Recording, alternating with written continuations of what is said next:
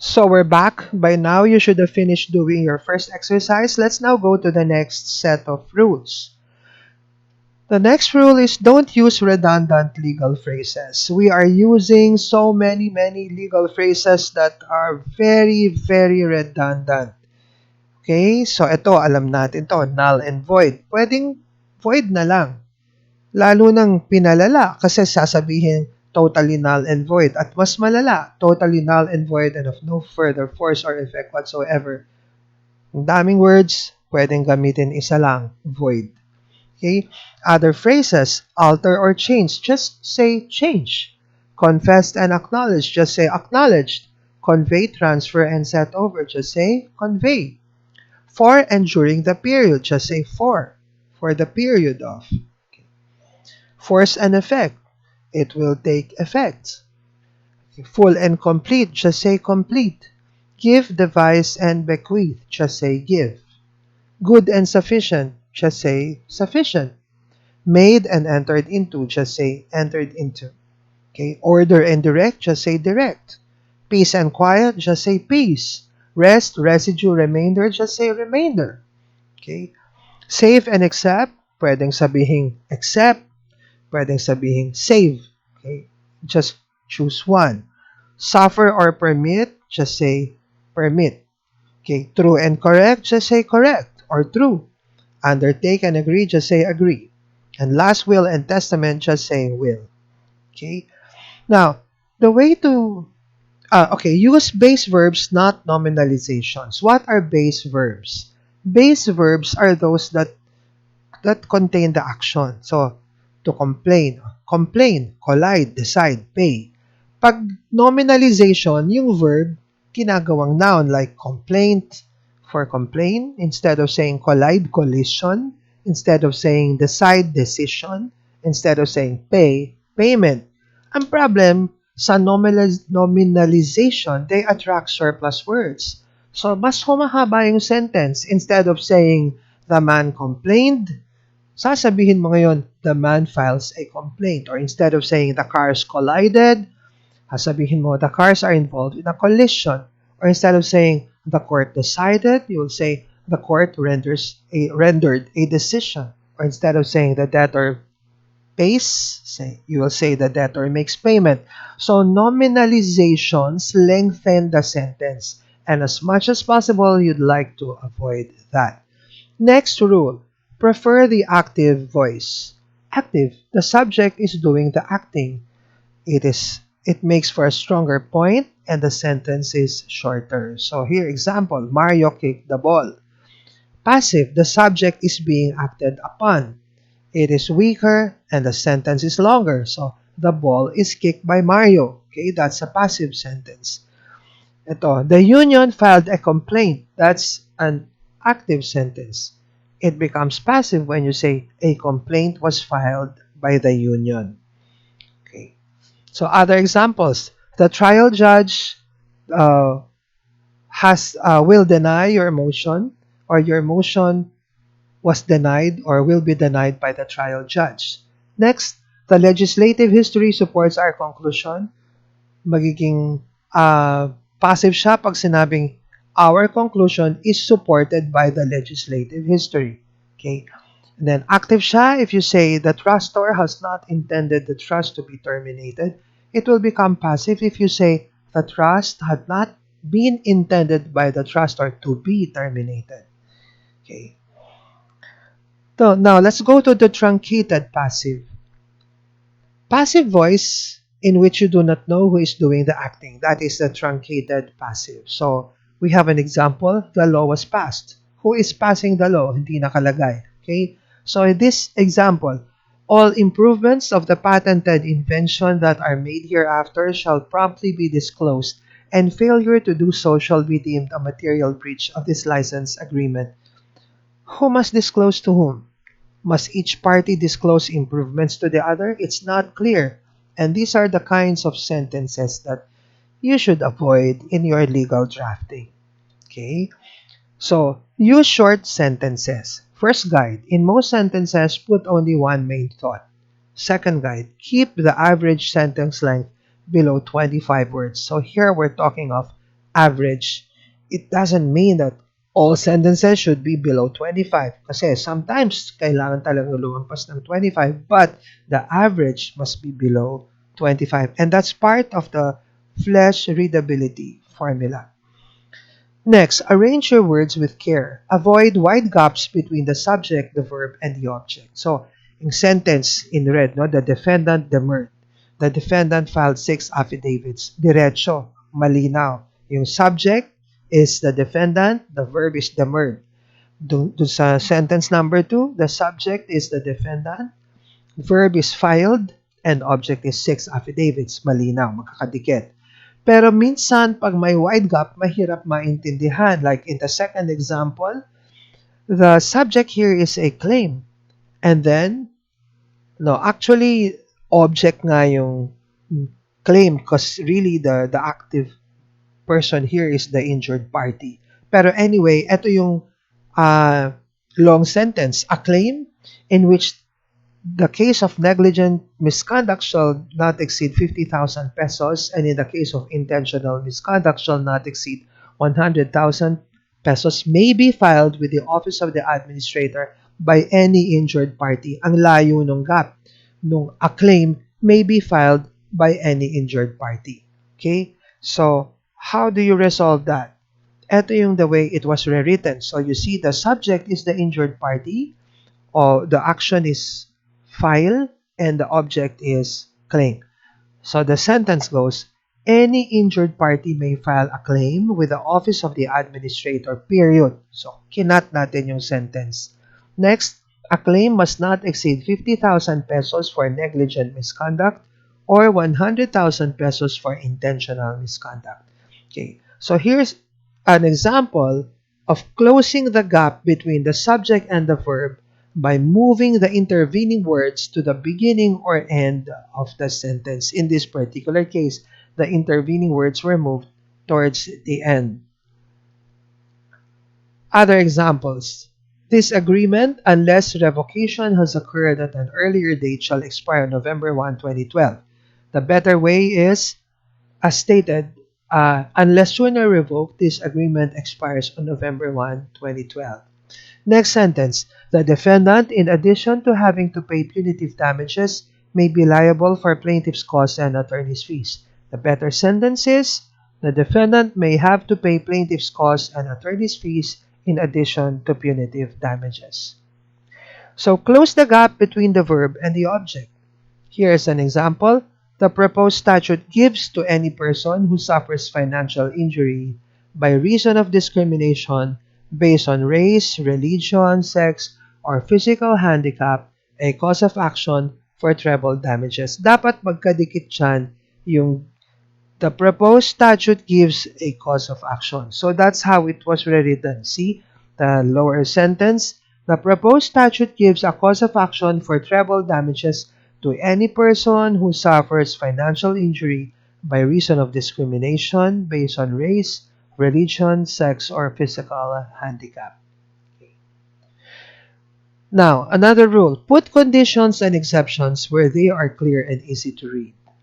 Put it in the end of the sentence if the condition or exception is longer than the main clause. So dito, tignan ninyo, yung main clause dito, may lang yun yung regular font.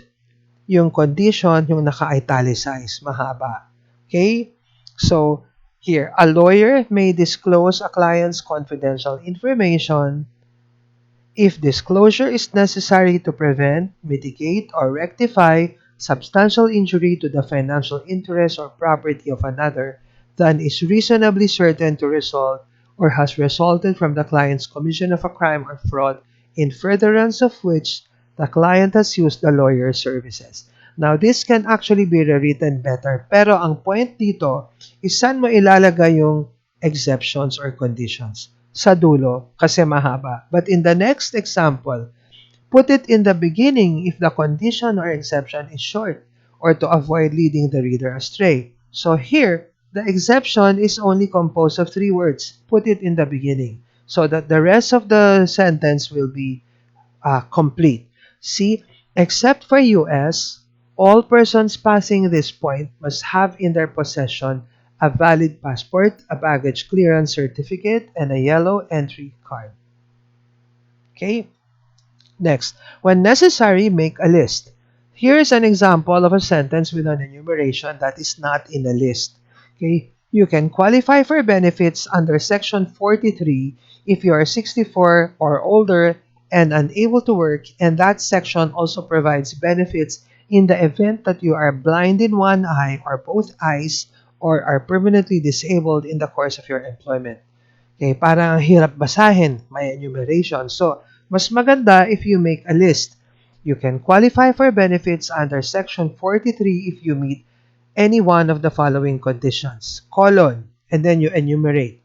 You are 64 or older and are unable to work. You are blind in one or both eyes, or you are permanently disabled in the course of your employment. Okay, so when making lists, there are rules. Number 1, items must be parallel in substance. Magkakapareho. Hindi yung biglang may ibang klaseng item na mag-a-appear doon. Next, items must be parallel in grammar. And third, after each item except the last, put a semicolon followed by or and. However, if the list and items are short and the reader will not be confused, there's no need for a semicolon followed by or ends. Number 4, put the list at the end of the passage, not at the beginning or in the middle. Number 5, in a complicated drafting task, you can create a list within a list but avoid more than 2 ranks of lists. Next, put modifying words close to what they modify. So an example, the defendant was arrested for fornicating under a little used state statute. Okay? So hindi malinaw, he was fornicating under the statute. Parang yun yung lumalabas, no? So, the way it is rewritten is like this. The defendant was arrested under a little used state statute for fornicating. Okay, so, inayos niya yung arrangement ng words. Next sentence. My client has discussed your proposal to fill the drainage ditch with his partners. Parang, to fill the ditch with his partners? Okay, what you're saying is, the client has discussed the proposal with a partner. So, this is the way it's rewritten. My client has discussed with his partners your proposal to fill the drainage ditch. Now, we also have this issue of the squinting modifier. A modifier that sits mid-sentence and can be read to modify either what comes before or after. So, example, in red font, a trustee who steals dividends often cannot be punished. So, parang he steals dividends often or he often cannot be punished. Okay, which one? Solution. Choose a word that does not squint or rearrange the sentence to avoid ambiguity. Another example, when workers are injured, frequently no compensation is paid. Ano yung minamodify ng frequently? Is it frequently injured or frequently no compensation is paid? So, rewrite it. Frequently, workers who are injured receive no compensation. Now, this is very clear. Okay. Yung salitang only, put it before the word that you want to modify, okay, to make it clear. So, itong sentence na to, she said that he shot her, could mean 7 different things depending on where the word only is placed. Iba-iba yung ibig sabihin. Okay? So, only she said that he shot her. She only said that he shot her.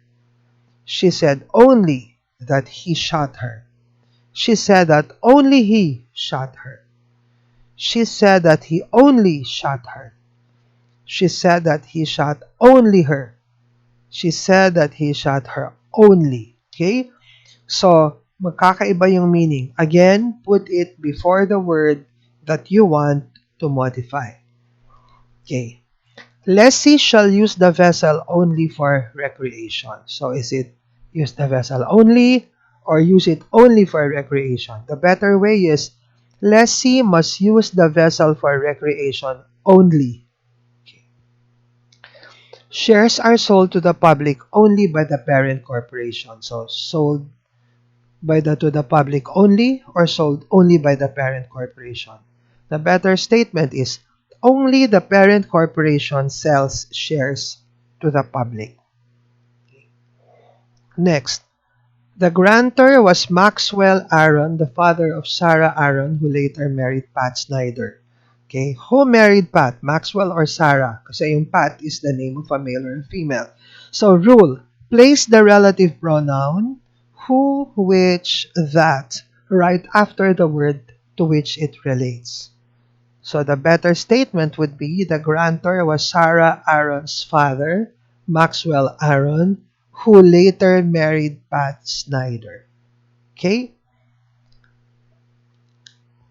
Next, claims for expenses which must not exceed 20,000 pesos must be made within 30 days. So which must not exceed 30 days? Is it the claims or is it the expenses?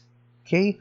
So the way it's rewritten could be either claims for expenses must not exceed 20,000 pesos and must be made within 30 days, or expenses must not exceed 20,000 pesos. Claims for expenses must be made within 30 days.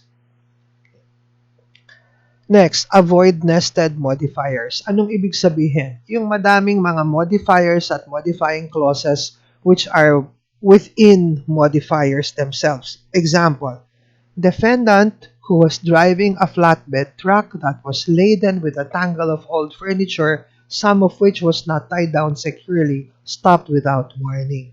So in the second sentence, it's the same except that there are brackets to show which are the modifiers. One set of modifiers is who was driving a flatbed truck. Next is that was laden with a tangle of old furniture. And another is some of which was not tied down securely. So there are modifiers inside modifiers. The way to deal with this is to rewrite it. Defendant was driving a flatbed truck. Period. The truck was laden with a tangle of old furniture. Period. Some of the furniture was not tied down securely. Period. The defendant's truck stopped without warning. Period. Okay. So that's the way to deal with it. Now, by the way, what is the plural form of furniture? Furniture can either be plural or singular. It's, sabi nga dito, the noun furniture can be countable or uncountable. In more general, commonly used context, the plural form will also be furniture.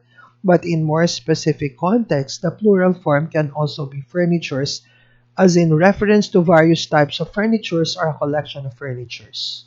Okay, so it depends on the context in which the word is used.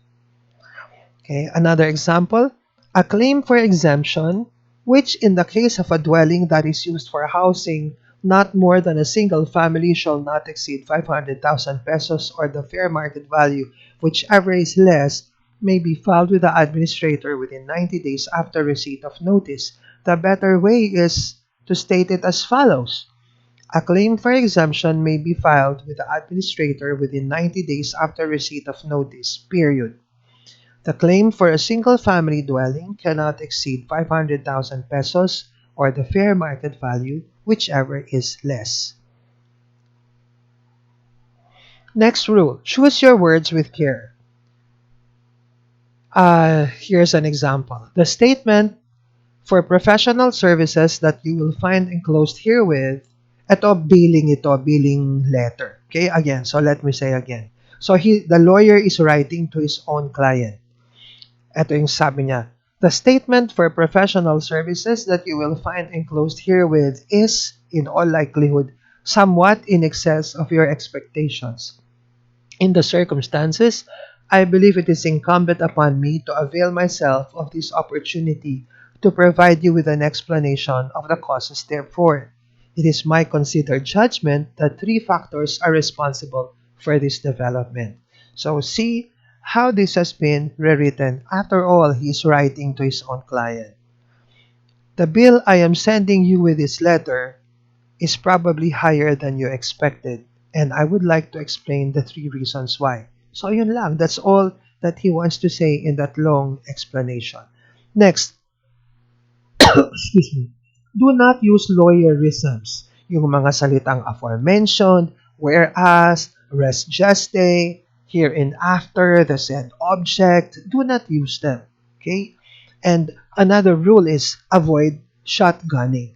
Anong ibig sabihin? Yung maraming words na magkakahawig na ginagamit in the event na or baka sakaling tumama yung isa. Katulad nito, every person who overdrives, overloads, drives when overloaded, overworks, tortures, torments, deprives of necessary sustenance such as drink or shelter, cruelly beats, mutilates, or cruelly kills any animal, or causes or procures any animal to be so overdriven, overloaded, overworked, tortured, tormented, or deprived of necessary sustenance, drink, or shelter, or to be cruelly beaten, mutilated, or cruelly killed is guilty of a crime. Ano kayang isang salita ang magsa-substitute sa lahat ng ito? Abuse. Okay? So just choose the exact word that you want for your sentence to communicate your message clearly. And then avoid language quirks. Avoid elegant variation. Nung araw may rule na sinasabi na sa atin, mga teachers natin, you should not use the same word twice in close proximity. Okay, so dahil dito, mag-iisip ka ngayon ng another word or some other phrases that will substitute the phrase that you already used. Kaya magiging parang stilted, katulad nitong sentence na to. The first settled case was for 200,000 pesos, and the second piece of litigation was disposed of out of court for 300,000 pesos, while the price of the amicable accord reached in the third suit was 500,000 pesos. Ang sinasabi naman nito, there were 3 instances of amicable settlement, 3 cases. Okay? So, nakahanap lang siya ng ibang salita para dun sa settled case. Kaya, nung ginamit niya yung settled case, gumamit siya ng another phrase, second piece of litigation, at yung huli, the price of the amicable accord. Nagiging masyadong stilted. Ito yung tinatawag na elegant variation, which in truth is not elegant at all. Okay? So, this is how you should state it in a better way. The first case was settled for 200,000 pesos, the second case for 300,000 pesos, and the third case for 500,000 pesos, period. Okay? So, those are just some rules that we have studied. There are many, many, many more rules of writing which I would like you to think of, to research on as we go along in this case. In this course, rather. You have to edit your work very well. Do not be content with writing and that's it. Be diligent in writing well for your client's benefit because you want to get effective results for your communication. Alright, so now you're ready to do your second assignment for today.